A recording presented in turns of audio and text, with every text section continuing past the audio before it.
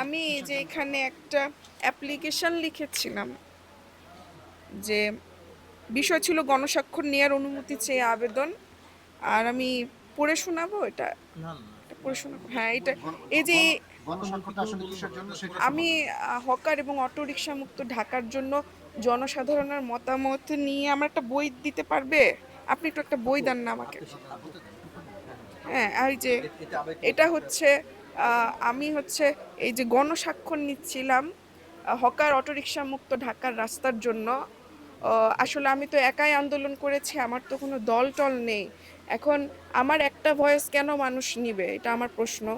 আর কেন নিবে, সেজন্য আমি গণস্বাক্ষর নিচ্ছিলাম, যেটার মধ্যে হচ্ছে আপনার কমেন্ট করার সুযোগ আছে। মানে একটা কমেন্ট করে তিনি কি চাচ্ছেন তার মতামতটা দিবেন। আমার প্ল্যান ছিল যে আমি 32-এর মতো স্বাক্ষর নিয়েছি। আমার প্ল্যান ছিল আমি প্রধানমন্ত্রী কার্যালয় প্রধানমন্ত্রীর কাছে নিয়ে যাব 10,000 স্বাক্ষর সহ এই বইগুলো। এখন আমি ওই স্বাক্ষরটাই সংগ্রহ করছিলাম। আমি গত বেশ কিছুদিন যাবতই আমি স্বাক্ষর সংগ্রহ করছি। এখন পর্যন্ত আমার নিয়ার অ্যাবাউট 3200 আমার স্বাক্ষর এখন পর্যন্ত কালেক্ট হয়েছে। তো ওইটাতেই আমাকে প্রতিবন্ধকতা তৈরি করা হচ্ছে রাস্তায়, যে আপনি দাঁড়াতে পারবেন না, আপনার অনুমতি নাই। তো আমি সেজন্য বলেছি যে হকারের তো অনুমতি লাগে না বসতে, আমি কেন স্বাক্ষর নিতে অনুমতি লাগবে? আর বাংলাদেশে কোন আন্দোলন, কোন যুগে রাস্তায় দাঁড়ানোর জন্য স্বাক্ষর নিয়ে শুরু হয়েছিল? এরকম তো হয়নি। তো এটা ওই প্রশাসকের লোকজন দিয়ে আমাকে বিরক্ত করা হচ্ছে রাস্তায়। তো তখন আমি বললাম যে তাহলে এক কাজ করি, আমি তাহলে ডিসির কার্যালয়ে যাই। আমি তো কখনো শুনিনি অনুমতি নিয়ে কোনো দিন রাস্তায় দাঁড়ানো, যে আমার তো শান্তিপূর্ণ, আমি তো কাউকে অশান্তি করার মতো কোনো কাজ করছি না, আমি কোনো ধ্বংসাত্মক কাজ করছি না, আমি একটা স্বাক্ষর নিচ্ছি যেখানে আমার মতামতের পর 10,000 মানুষের মতামত থাকবে সেটা। কিন্তু এটা তো কোনো অশান্তিপূর্ণ কিছু ছিল না। আমি আসলে প্রধানমন্ত্রীকে বলবো যে কারা আমার সাথে এটা করলো, এটা তো আমিও জানতে চাবো, আর মানুষও জানতে চাবো। এটা আমি জানতে চাই। এটা আমি আসলে ছুরি, আমার যেটা ওনার হাতে মনে হয়েছে ওটা ছুরিই মনে হয়েছে, তবে আকারটা বিশাল বড় না।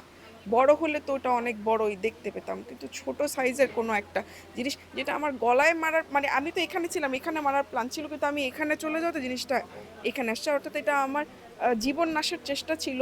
মানে মানে হচ্ছে দোয়ায় বেঁচে গেছি, ব্যাপারটা এরকম। আপনি কি তাকে ট্রেস করতে পেরেছেন? লোকটা কেমন দেখতে বা না কোথায়? না না, ওইরকম কিছুই না, হেলমেট পরা ছিল, তো আমি তো ফেস ওভাবে দেখতে পাই না, আমি শুধু হাতটা দেখেছি। আর আমি তো রিক্সার ঝাঁপ লাগানো ছিল, যে শুধু হাতটা দেখেছি, যে হাতটা আর কি আমার এদিকে আসছে।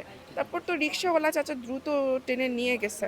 আর ব্লাড যে বের হওয়ার আগে আমার যে কেটে গেছে এটা আমি বুঝতে পারি না, যখন ব্লাড দিয়ে হাতটা ভিজে গেছে। কারণ আমার মাথায় তো অনেক টেনশন আছে, ডিসি অফিসে কে গিয়ে দাঁড়ায় আছে, আমি একটু দেরি হয়ে গেছে বাসা থেকে বের হতে হতে, এখনো কেউ ওখানে গিয়ে দাঁড়িয়ে আছে কিনা, আমার মাথায় তো ওই সমস্ত টেনশন। আমি তো একাই এসেছি, রিক্সাওয়ালা এই আশেপাশে, এই গলিটা, যে গলিটাতে এটা হয়েছে এই হসপিটালের আশেপাশে। তো ওই চাচা এসে আমাকে ইমার্জেন্সি গেটে না অন্য একটা গেটে নামিয়ে দিছে, কিন্তু এই তারপরে কি গেটটাকে হলো? খুঁজতে খুঁজতে তারপর আমি এখানে খুঁজতে খুঁজতে এসেছি, একাই তো এসেছি। হ্যাঁ হ্যাঁ, আর ওই চাচাটাও দ্রুত টান দিয়েছে যেন আমার, মানে ও তো বুঝতে পারছে এটা তো অটো রিক্সা না, ওটা হচ্ছে যে আপনার প্যাডেল রিক্সা, উনি ওনার যতটুকু জোর ছিল তা দিয়ে আর কি টেনে নিয়ে আসছে।